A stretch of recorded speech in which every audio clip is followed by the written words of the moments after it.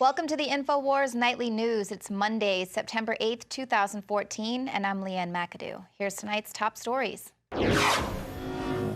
Tonight, President Obama expects a long war against ISIS. Then, what the government really thinks about vaccines and autism. And how law enforcement can use technicalities to seize your property. That's next on the InfoWars Nightly News. I mean, I've had them where the cops would just see me in a car, pull me over, going to jail because I'd shot my mouth off. They were dealing drugs.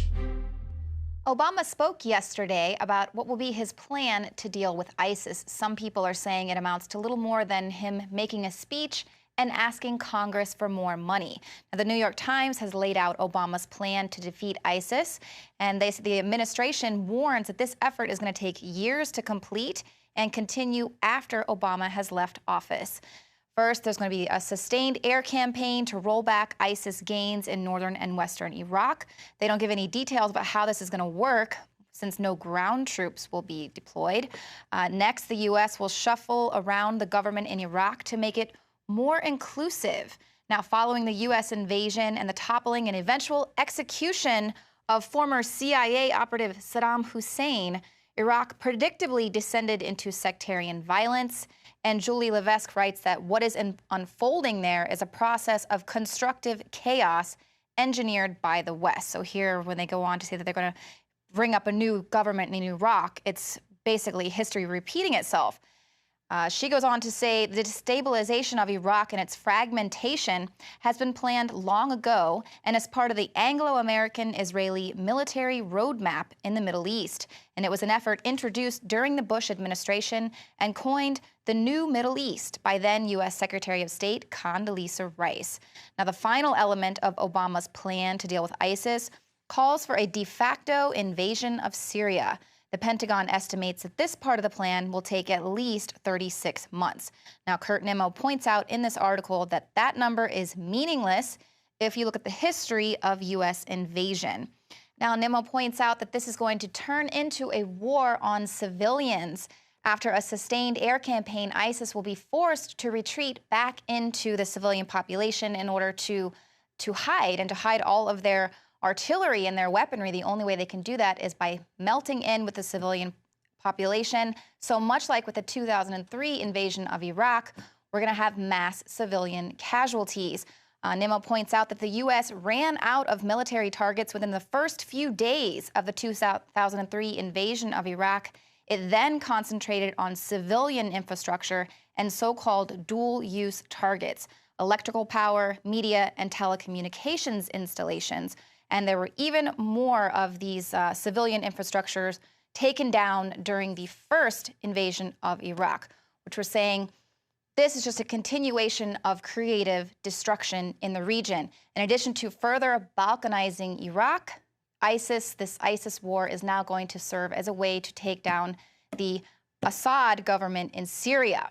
Now, this ultimate objective was outlined by the World Tribunal on Iraq in 2005. They said, in declaring a global war on terror, the U.S. government has given itself the exclusive right to use aggressive military force against any target of its choosing. Ethnic and religious hostilities are being fueled in different parts of the world. Now, in late June, President Obama asked Congress for $500 million to arm vetted members of the Syrian opposition. He wanted to give even more money to Syrian opposition. But wait, didn't Obama just do this a year ago, only to find out that those arms were going into the hands of al-Qaeda extremists?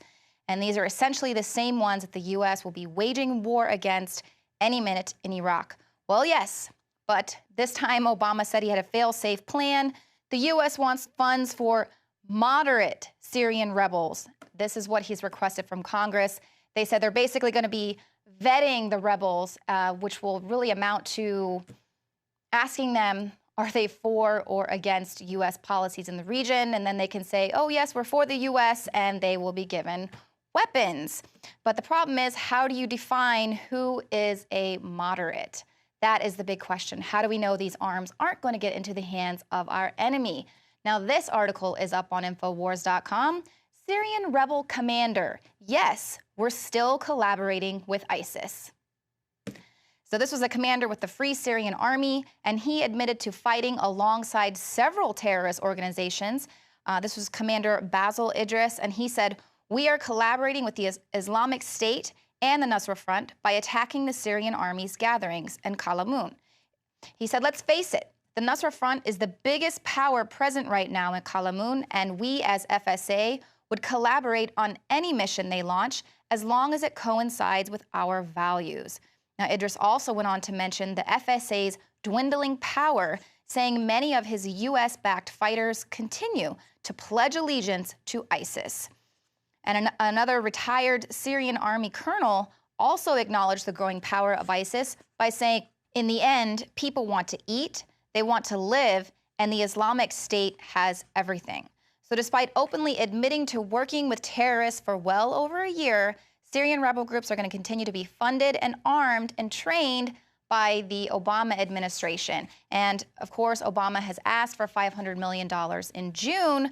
Congress at the time said, "We aren't a rubber stamp, and we are going to heavily scrutinize this request for war funding." We'll fast forward now a couple of months, and we have two very politicized, very questionable beheading videos that surfaced while Congress was on recess. Well, now that these videos are making the rounds and public support for attacking ISIS militarily has increased, I don't think Obama is going to have any problem receiving this funding from Congress. It's kind of convenient how that happens, right? Well, Paul Joseph Watson spoke with Robbie Martin, who tells his astounding story of how he and his friend faked a beheading video and fooled the global media. This was years ago. It was a pretty intense time period. And when we actually finally saw the video, we had to go to the file sharing networks to download it. They didn't have the full video on the media. It was just parts of it. When we finally saw it, we were struck by how, I hate to say it, how phony or just how fake it appeared to be. I don't know if the video itself was fake, but what I'm trying to say is it could have easily been faked by anyone. So this video was created years ago. Technology has increased exponentially since then, so there is no telling how realistic special effects can be, even with basic equipment. Now, after it turned out that this was a hoax, the global media issued a retraction, but the FBI was promptly sent to interrogate Martin, who believes that perhaps maybe the AP reporters were really embarrassed by it, and so they sicked the feds on him in retaliation for fooling them. But basically, the FBI said that it was illegal, even though it's not really illegal for them to create these beheading videos, basically saying that they were crying wolf, making people, first of all, fearful that someone had been beheaded, but then to question the validity of these videos. But that, of course, raises concern about the timing of the beheading videos, of course, as it coincides now with Congress coming back in and having to authorize this spending for Obama. Now, what about simulating terrorists crossing the border? Now, our own InfoWars reporter Joe Biggs did this last week. He was able to cross the Mexican border into Texas dressed as ISIS, carrying a severed head. James O'Keefe has also filmed an actor dressed up as an Ebola-infected ISIS terrorist who is carrying bags filled with fake ricin and fake Ebola, and they motorboated right from Canada into the United States. He narrates the video and says, "On the eve of the 9/11 anniversary, our man was dressed as an ISIS terrorist. He was able to cross Lake Erie, walk off a boat into Cleveland, Ohio, and into the Rock and Roll Hall of Fame. At no point did anyone even question him or ask him what he was carrying in his suspicious brown duffel bag." Now, according to federal law, boaters who cross from Canada to the U.S. must notify the Customs and Border Protection Agency, but do they do that? That's an open question. Do people even know about that requirement? And as most of our recent videos have made very clear, it is not necessary, and it's something that can be done very easily, and it's being done very easily every single day by illegal aliens as well as drug traffickers. Now, coming up, find out how the U.S. has admitted, kind of backhandedly, how vaccines do indeed cause autism. And then watch the system at work when cops beat a man who was just asking them a question. This is Alex Jones for InfoWarsLife.com. The latest in preparedness is now here. An electrically stabilized colloidal silver solution that can be added to both your home cabinet and preparedness pack alike. Concentrated to 30 parts per million in what has been dubbed the survival silver solution. The new InfoWars Life Silver Bullet Colloidal Silver is the answer for you and your family. And it's entirely free of toxic artificial additives that are loaded into many products. The InfoWars Life Silver Bullet Silver is so powerful that it is concentrated into a 2-ounce bottle and is not recommended for extended continual use. This is not a low-grade formula. We are working with one of the top laboratory manufacturers in the United States to bring you the best form of colloidal silver using electrical processes within a base of deionized water for your preparedness storage. For your home kitchen, purchase your bottle of InfoWarsLife.com Silver Bullet Colloidal Silver today and find other amazing supplements at InfoWarsLife.com.